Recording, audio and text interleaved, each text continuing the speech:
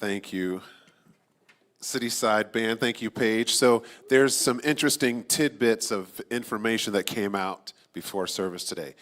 That song and Paige are the same age.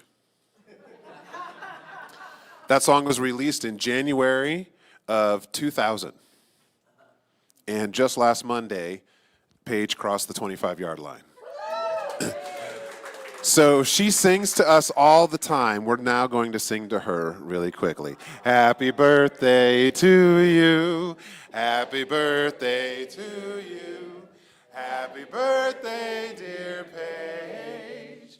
Happy birthday to you. Happy birthday, Paige. Party people online that are warm under a blanket, hi. Maybe some of you aren't in the Chicagoland area. I think it's like 8, and the wind chill is a little less, so it's frigid. Those of you who put on some wool socks and some long johns, welcome to the party. My name is Reverend Darrell Jones. My pronouns are he, him, and I'm so excited to be here today. As we continue the theme of January, I'll take a little bit of responsibility and ownership. I was privileged last year to, so the Centers for Spiritual Living puts out themes every month, and I was on the team to write all of the themes for 2025, and I got to write or co-author January. So I was reading over some of the notes. I was like, oh yeah, I remember writing that. This month we've been focusing, and it happens almost every year in most centers for spiritual living. We go back to the basics. The rest of the year we try to augment things and get all crazy and try to figure out different systems and plans. But in January, oftentimes we say, all right, what's the basic fundamental teaching of science of mind? What is the basic fundamental teaching of these principles of living a better life? Because that's what we really need to be grounded in, right? All the other stuff is gravy, which I love gravy. I love whipped cream. Put all that stuff on top. But what's underneath? What's the essence? What is the true? We're going to talk about a complete protein in a minute. What is the complete protein that we need to nourish not only our bodies, but our minds, our lives, and our souls?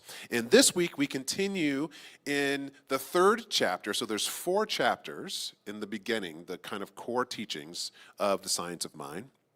And this month, we focus on this week we focus on what it does. So we're talking about the law of mind, the science of mind, what it does. Online people, I want you to use your power of attention and not multitask. So close out all the other stuff. TikTok went away last night. I tried. I'm a TikToker. I was like, dang, just like that. It was gone. It was kind of crazy. Anyway, this is the place to be, so let's all be here. Before I get into the reading, I want to go to those lyrics. So maybe the song went by a little too quick. I don't know if you know Ricky Byers. If you're searching for some soul nourishment in the form of music, that woman, she writes some stuff. And I'm going to break it down for you right now because it's perfect for our talk title today. The title of the song is I Feel Like Letting Go. Anyone feel like letting go? Right? And you're like, but what does that mean? Let it go to what? Check it out. She starts the song with a question. Can I just let go? Sounds simple. If I can let go, the darkness will fade if I can just let go. Anyone kind of wrap their head around that? If I can just let go of that, some stuff's going to go away. It'll be easier, but I can't let go. She goes on to say, there's a light all around me. Everyone get that? Okay, there's a light all around me, but the pain in my thought has kept me holding on. Dang. But I feel like letting go, and I'm ready to run, and I'm ready to leap into what is real. Not the story I've been telling myself, the real. I got a sweet invitation towards that, a mandate of ecstasy. Let go of your will, drop your tools and follow me. And then it's almost like Spirit takes over her voice and says, I am the life within you. It's time to be free. And she comes back and says, I feel like letting go. Let go, let God. Then she reposits the idea. If I can let go, heaven's at hand right now. How many of us are chasing heaven somewhere else?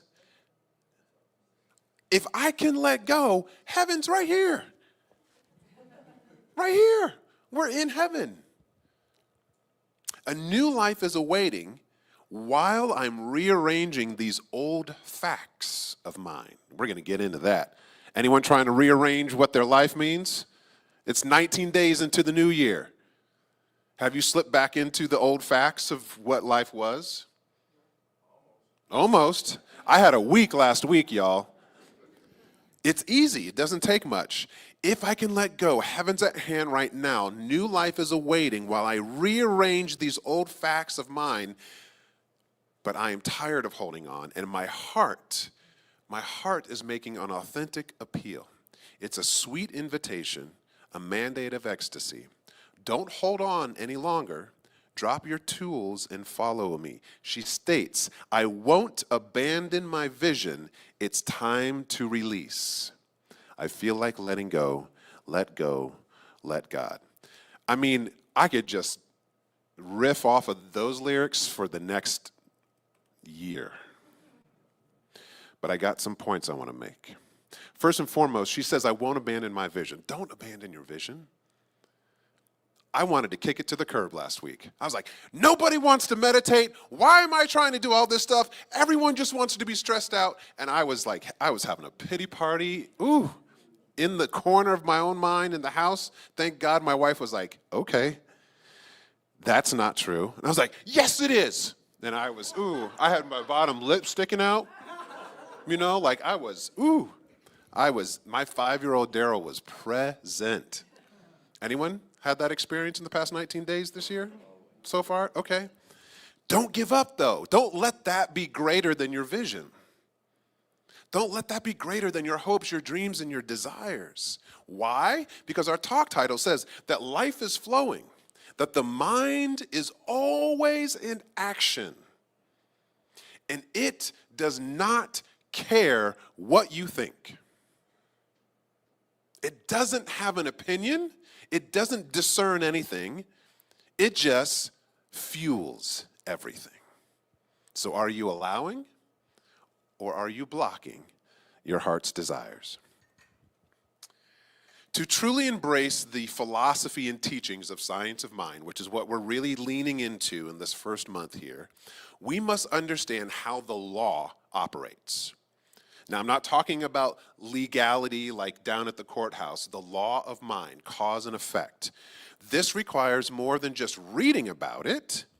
We must connect the dots in our own life. We must trace the effects in our lives back to their source. Not what they did, not what she said, our own mind and consciousness. By recognizing how this power moves from our inner to the outer experience, we can test and better understand its impact on our living. This process of connecting our inner and our outer results in a deep comprehension of the law and using it consciously. Today, we're going to deepen our understanding and our conscious connection. So now, the first slide, the first reading, we're going to come back to it, which Donna teed up for us. Perhaps the simplest way, so we're talking about the law of mind. That's what we're focusing on this month. And we're really talking about what it does. E. Holmes, Ernie, my boy.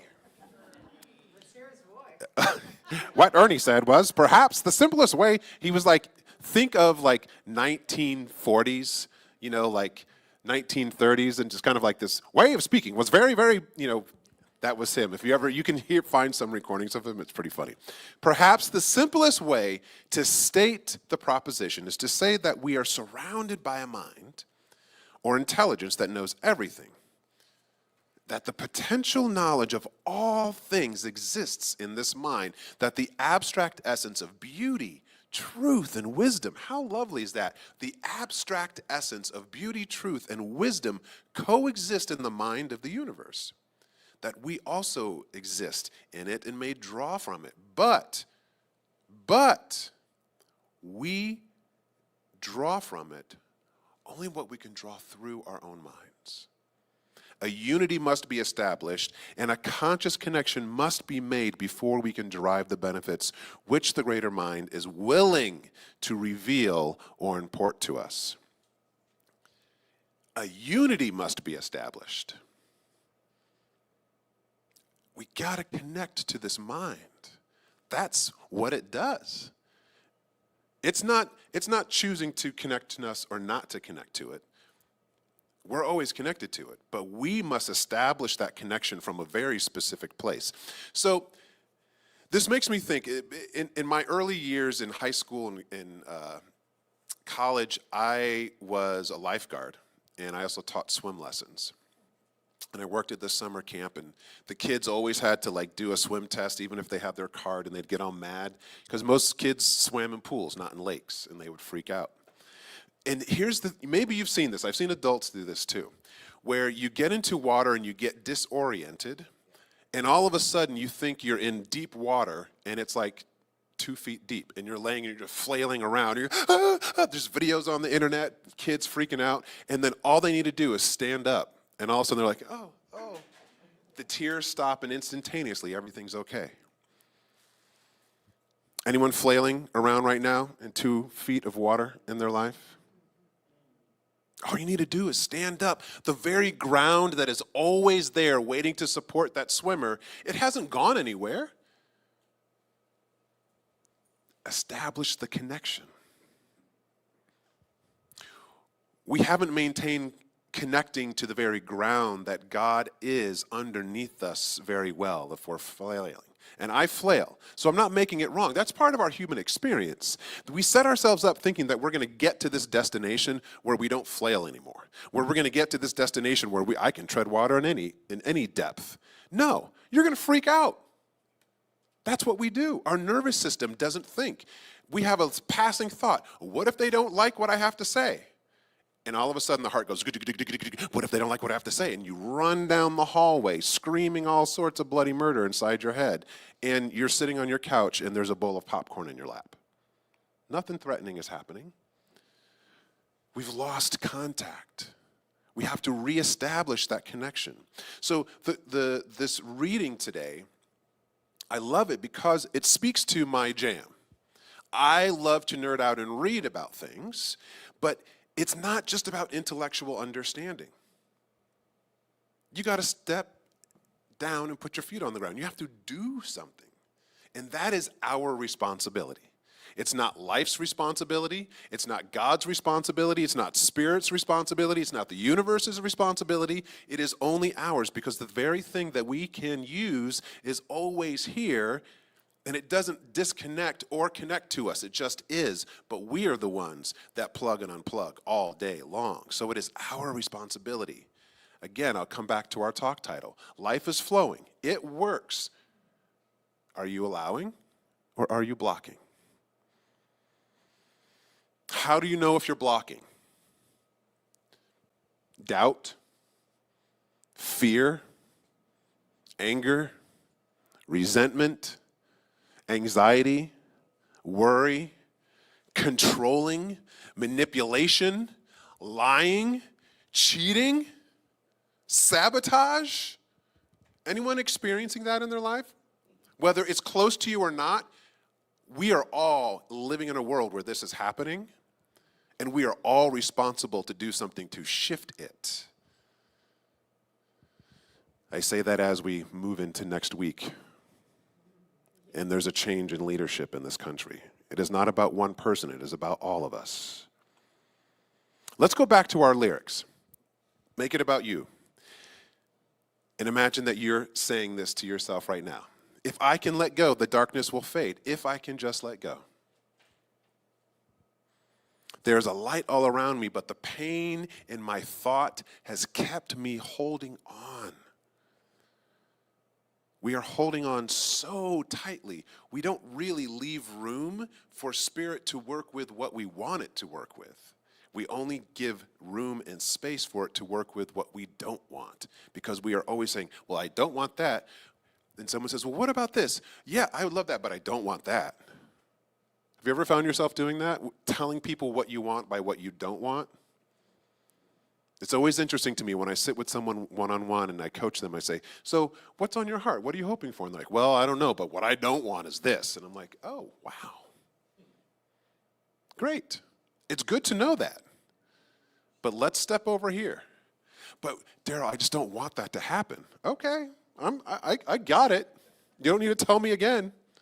What do you want? Are you allowing or blocking? Where are you putting your attention? Let's go to the second slide. So we go on to Ernie, our homeboy. It must pass through our consciousness to operate for us. We must believe.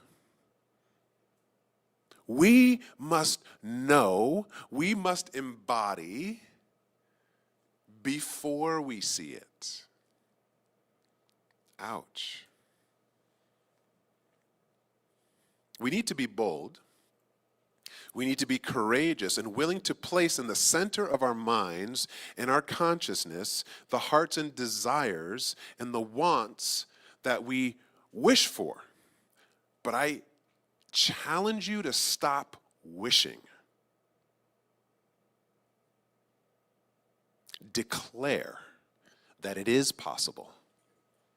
Even if you don't know how to get there, we're talking about the law of mind that acts upon what you hold in your mind. And if you say, I don't know if it's possible, the law says, I don't know if it's possible. But if you declare to yourself over and over again, I may not know how to make it possible, but I know it's possible, it's still acting upon that. It's still working with you. The law must pass through your consciousness to co-create with you. It's not outside of you. It's something that you beseech and go, oh, please, will you give me just a little bit of cheese, please? No, be the cheddar. That's going to be my new book. Let's go to the next slide to take this a little bit deeper. Because I want to get really practical today. That's one of my intention today is that you will be inspired to stay in your vision for this year, but I really want you to leave today with something you can do tonight to work this law, yes? The sum total of our thought, will, purpose, and belief creates a tendency in the law that causes it to react to us according to the sum total of that belief. So this is a great quote because it's more than just about a single thought. It's our thoughts, it's our beliefs, it's our will, it's our purpose. I have for so many years, and I don't even know if I learned it by 25 page. I'm still learning it now. I know how to pray. I know how to speak an affirmative word.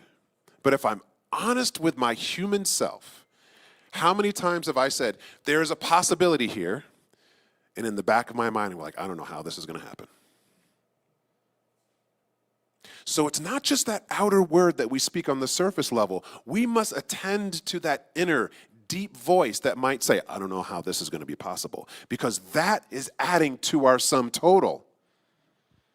And if that is stronger than the prayer that you speak, I guarantee you're going to be disgruntled.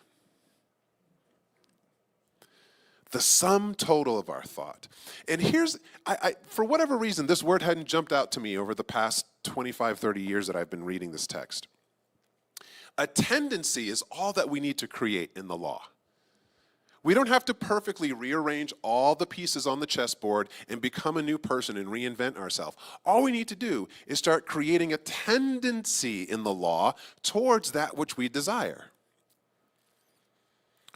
What if we simply tried to make the goal this year to create a new tendency in your consciousness, as opposed to, I have to become this superhuman that all of a sudden doesn't do any of the stuff that I've been doing for the majority of my life, and thinking the way that I've been thinking for the majority of my life, and rehearsing and habiting the way that I've been doing for the majority of my life. What if we can just start turning a little bit of that tendency?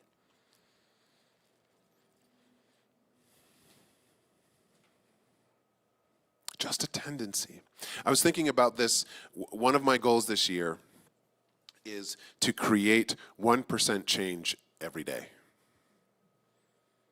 I usually try to do 100% change every day. That's the way the old Darrell showed up. I must be perfect, and today I'm going to wake up and I'm not going to eat any fat. There will never be any sugar that crosses my lips. I will never say a word that is derogatory. I will never think a bad thought about myself. I will all of a sudden fit into all of my skinny jeans. I don't give myself any time. But what if I just had a tendency in my consciousness that was 1% greater than it was yesterday? Just think about this for a minute.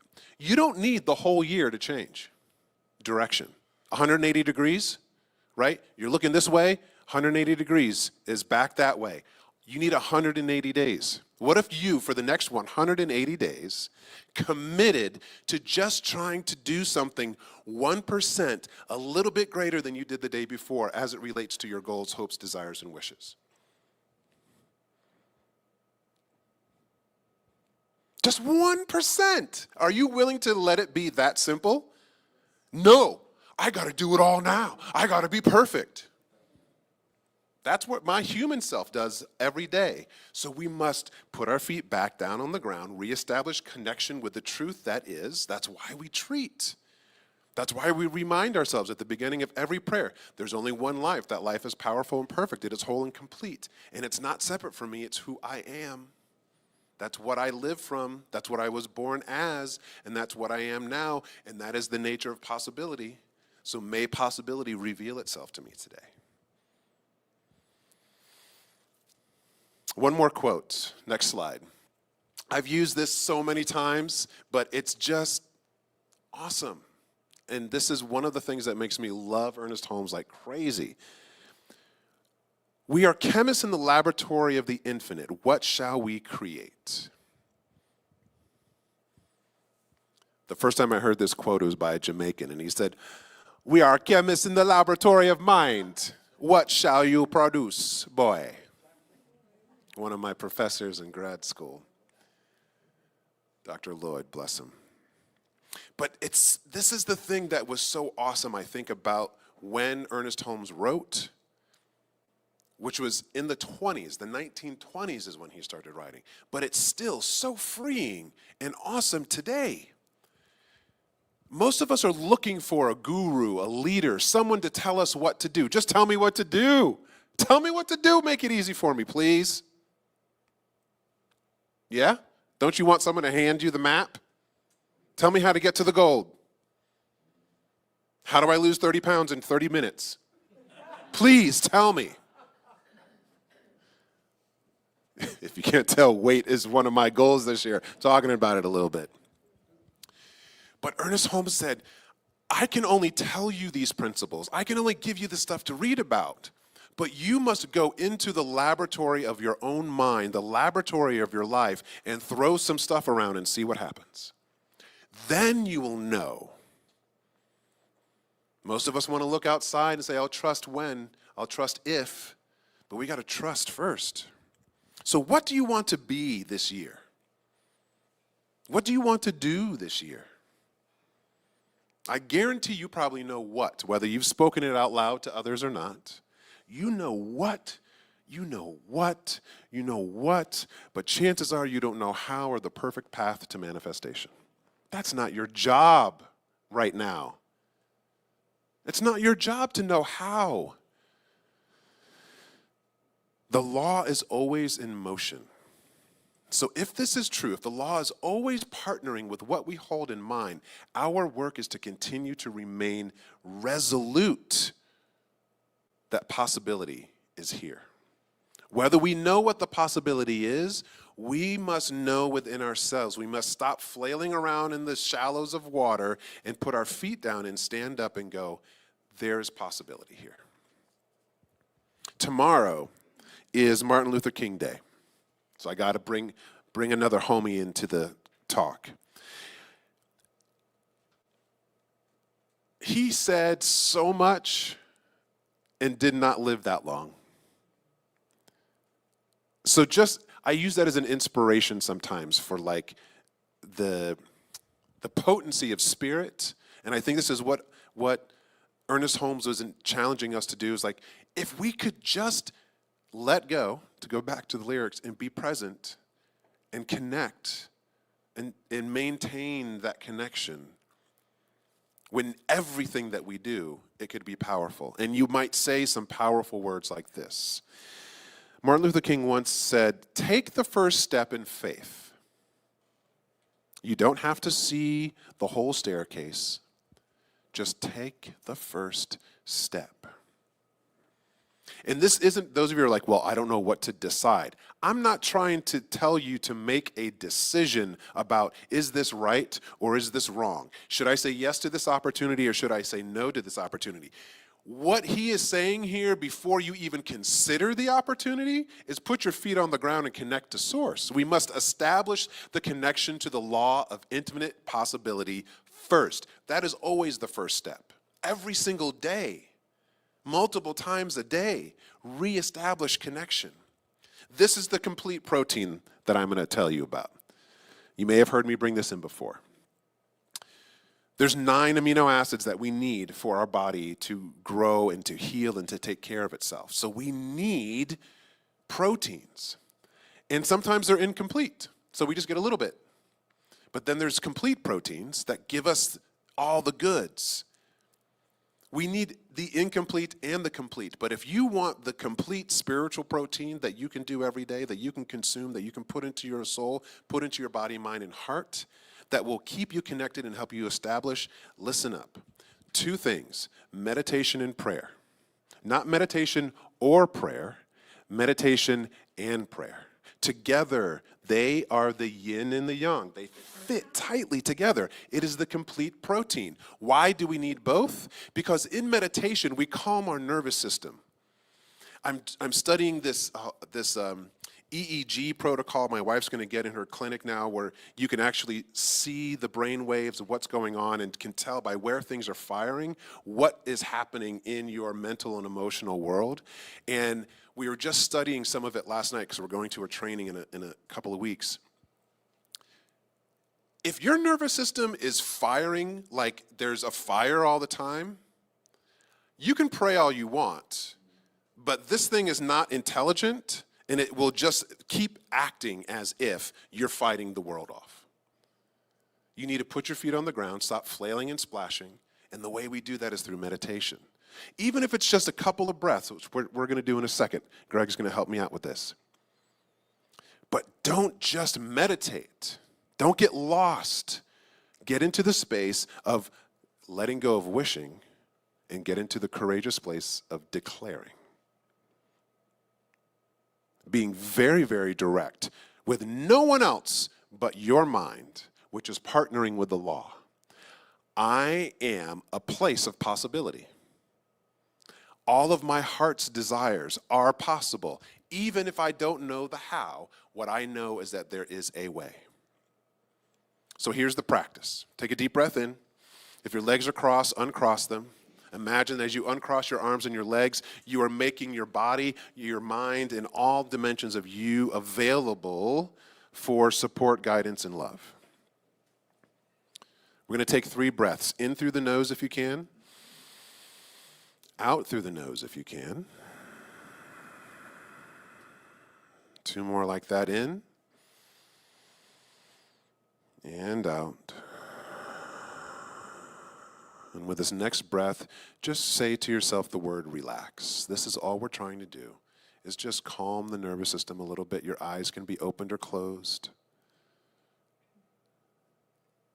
And then repeat these words inside your own heart. The possibility of life is still flowing through me. May it show me what's possible. The possibility of life is still flowing through me. May it show me what's possible.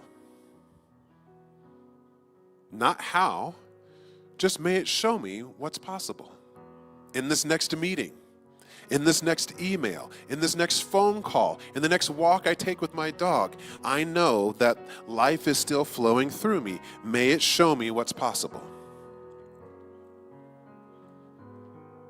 I don't know how long it's going to take me to get to this destination, to this mile marker in my life that I desire. But what I know in this breath is that the life, the law is still flowing. And I choose to allow it to flow through the possibility that I am. If you do nothing else this week for every day, take one slow breath in and out and say to yourself, I know there's possibility. Show me. And then let go. Let go, let God, let go. Breathe in.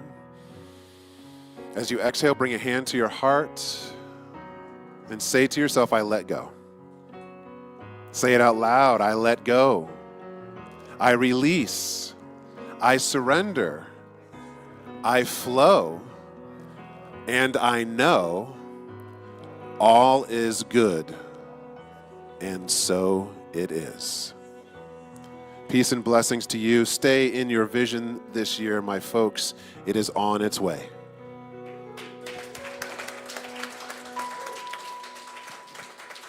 Thank you, Reverend Darrell.